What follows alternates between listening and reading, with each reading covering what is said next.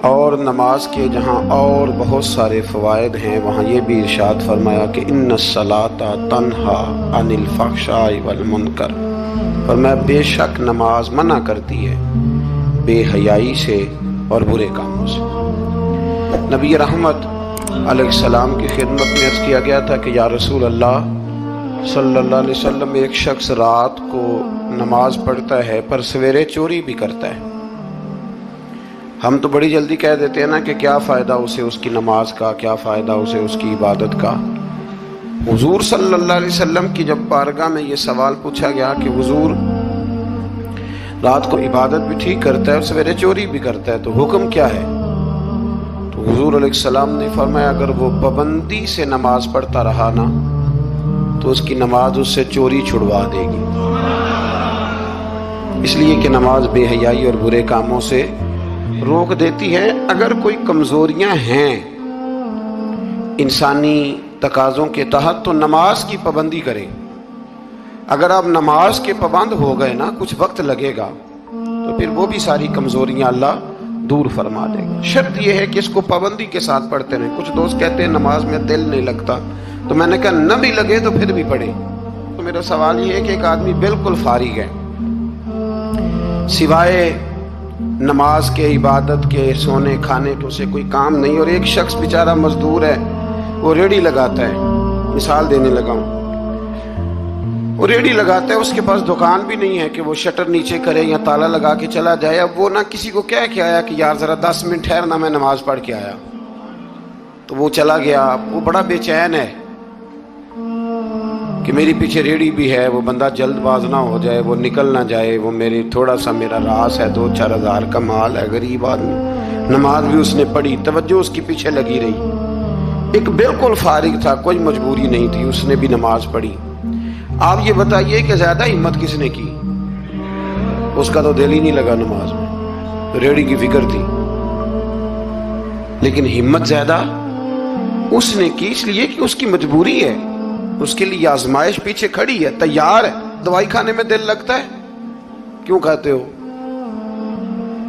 میں دل ہی نہیں لگ رہا آپ کا؟ خدا نہ خواستہ خاکم بدن، اللہ ہم سب کو معاف فرمائے، اگر بچے کو آپریشن کرانا پڑ جائے تو دل کرتا ہے؟ کیوں کراتے ہو؟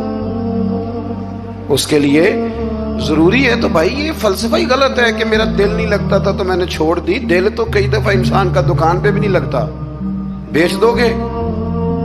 نہیں دل کرتا کام پہ جانے کو تو ریزائن کر دو گے؟ تو یہ تو بالکل سرے سے بات ہی بڑی عجیب ہے۔ ہاں دل لگنا چاہیے، نماز سے دلچسپی ہونی، لیکن نہ بھی لگے تو ہم کو دل کے لیے نماز نہیں پڑھ رہے، رب کے لیے نماز پڑھ رہے ہیں۔ ہاں یہ بات سمجھ لیں، نماز دل کے لیے نہیں، نماز وہ دیکھیں نا، ایک صاحب کہتے ہیں جی میں 5 نمازیں پڑھتا ہوں تو روزی میں برکت پھر نہیں ہوتی، تو میں کہتا ہوں وہ عبادت کرتے ہو کہ تجارت کرتے ہو؟ پیسے کمانے گئے تھے؟ پیسے کمانے گئے تھے کہ نماز پڑھنے گئے تھے؟ تو نماز آپ کو بے حیائی اور برے کام سے روک دے گی، پر شرط یہ ہے کہ نماز کی پابندی کریں اور بر وقت پڑھیں اور تھوڑی صحیح کر کے پڑھیں۔ مطلب نماز پڑھی جاتی ہے، اہتمام نہیں ہوتا، یعنی لوگ بھاگ کے وضو کرتے ہیں، فٹافٹ آتے ہیں، بھئی آج ہو گیا ہے۔ بڑی جو بندہ گاڑی بھگا کے لاہور پہنچنا چاہے تو وہ 15 منٹ جلدی پہنچ سکتا ہے، 1 گھنٹہ پہلے پہنچ سکتا ممکن نہیں میرے عزیز، ہو نہیں سکتا۔ جلدی نماز پڑھنے سے آپ کیا کر لیں گے؟ صحیح کر کے پڑھیں، سونی کر کے پڑھیں، تسلی کے ساتھ پڑھیں، ٹھنڈے دل کے ساتھ پڑھیں۔ مطلب نماز پڑھیں تو پھر مزہ آئے۔ امام اعظم کا ایک پڑوسی ہے تو وہ کہتا ہے کہ امام صاحب نا گرمیوں کے دنوں میں نا چھت پہ چڑھتے تھے، کیونکہ میرے گھر میں عورتیں نہیں تھیں، مرد ہی تھے زیادہ، اور میرا ایک بچہ تھا چھوٹا۔ کہتے ہیں کہ وہ چھت پہ نماز پڑھا کرتے تھے تو وہ اتنی دیر تک کھڑے رہتے کہ لگتا کوئی ستون کھڑا ہے، رات کو ستون محسوس ہوتا، اتنی دیر تک وہ تلاوت کرتے، اللہ کی بارگاہ میں کھڑے رہتے۔ تو فرماتے ہیں جب ان کا انتقال ہوا تو میرا بیٹا کہنے لگا کہ ابا جی پڑوسیوں کی چھت پہ جو کھمبا تھا، جو ستون تھا، وہ کہاں گیا؟ تو کہتا میں رو پڑا۔ میں نے کہا بیٹا وہ ستون اور کھمبا نہیں تھا، وہ تو ابو حنیفہ تھا جو اپنے رب کے حضور کھڑا رہا کرتا تھا۔ تو دلچسپی پیدا کریں۔ اللہ تعالیٰ ہمیں رمضان کے بعد بھی پابندی صلاۃ کی توفیق عطا فرمائے۔ آیت نمبر 46 میں اہل کتاب سے بحث اور مباحثہ اور مجادلہ کے आदाब और उसलूब तबलीग के शाइस्ता और पसंदीदा होने का बयान किया गया। जब आप तबलीग करें तो आपके जुमले बड़े शुस्ता होने चाहिए, साफ सुथरी बात आप करें। कुरान मजीद ने कहा ना, उदू इला सबील रब्बिका बिल हिकमा वल मौइज़तिल हसना, लोगों को अल्लाह की तरफ बुलाओ तो खूबसूरत नसीहत के साथ, हिकमत के साथ और अच्छे अंदाज में। अब तो अल्लाह ताला माफ़ करे, कभी कभी सोच में पड़ जाते हैं कि ये मतलब क्या हो रहा है। यानी अब मौलवी के नाम के नीचे लिखा है फनी मौलवी, ये मौलवी के नाम के नीचे लिखा है और उसको देखने वालों की तादाद लाखों में होती है, कहते हैं ये मौलवी फनी है। भाई आप थोड़ा समझें, मस्जिद में तो जो आदमी ज्यादा हंसता है उसकी कब्र में अंधेरा होता है। आप ये क्या कर रहे हैं? हाँ, कोई बात ऐसी आ जाती थी तो अल्लाह के नबी भी मस्जिद में मुस्कुराते थे, हुजूर भी मुस्कुराते थे, सहाबा भी मुस्कुराते थे। और सहाबा कहते हैं हुजूर जब मुस्कुराते थे तो दांतों से नूर निकलता था, मस्जिद नबी की दीवारें भी चमक उठती थी। लेकिन ये मतलब मौलवी को इसलिए बुलाना कि वो लतीफे सुनाएगा, वो तंज़ो मिज़ाह की बात करेगा। तो आपने क्या फर्क रखा मस्जिद में, अल्लाह के घर में और दीगर जगहों पे? आप जरा समझिए इस बात कि वही बात जो कुरान ने कही कि लोगों ने दीन को खेल तमाशा बना लिया है, माअज़ल्लाह लोगों ने खेल तमाशा समझ लिया है। तो किस तरफ मतलब कौम लग गई है और बड़ा बड़ा उरूज है और बड़ी बड़ी बातें हैं। बीच में है क्या कि लतीफे सुनाए जा रहे हैं और दास्तान सराई हो रही है और कहानियां हो रही, और कौम है कि वो उस पर लगी हुई अच्छी नसीहत, खूबसूरत जुमले। मेरे रसूल करीम अलैहिस्सलाम के गुलाम कहते हैं हुजूर जन्नत का जिक्र करते थे तो यूं लगता था हम जन्नत की सैर कर रहे हैं। हुजूर दोज़ख की बात करते तो हमारे खौफ से रोंगटे खड़े हो जाते, और हुजूर क़यामत का जिक्र करते तो यूं लगता कि निकल के बाहर जाएंगे तो क़यामत आ जाएगी। ये अंदाज था हुजूर का बात करने का। तो लिहाजा बड़ी शुस्ता, बड़ी साफ सुथरी और बड़ी मीठी और बड़ी ठंडी बात करें। दीन की बात जब आप करें तो फिर उसमें हुस्न छलके।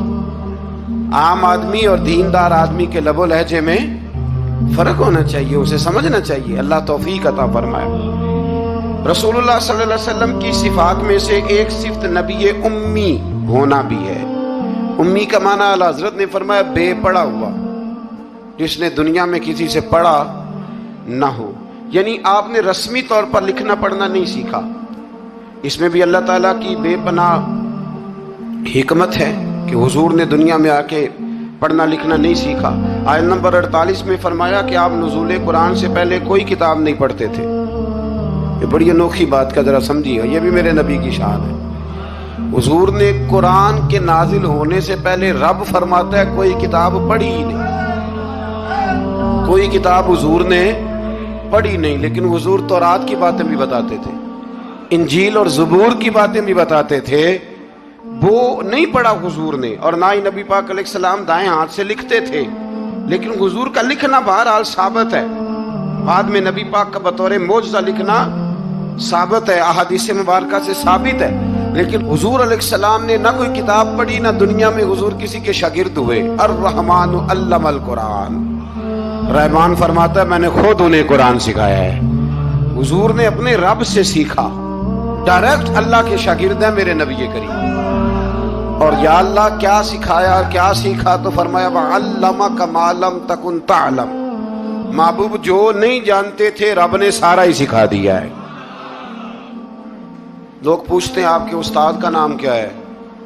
लेकिन जितना बड़ा उस्ताद हो शागिर्द का इल्म भी उतना बड़ा होता है। तो नबी पाक ने अल्लाह से सीखा है। अब आप अंदाजा कर लें कि अल्लाह ने क्या क्या इल्म मेरे रसूल को सिखाया है।